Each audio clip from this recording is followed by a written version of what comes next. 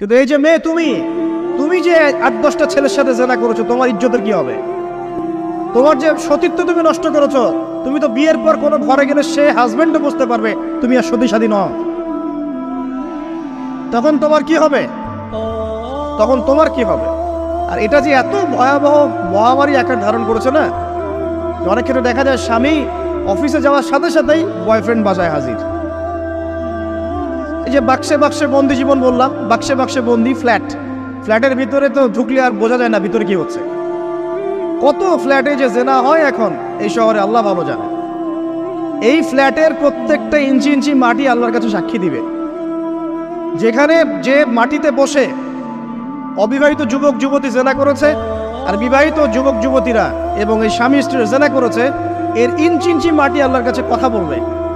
এর ইঞ্চি ইঞ্চি মাটি আল্লাহর সামনে কথা বলবে। ইয়াউমা ইযিন তুহাদ্দিসু আখবার।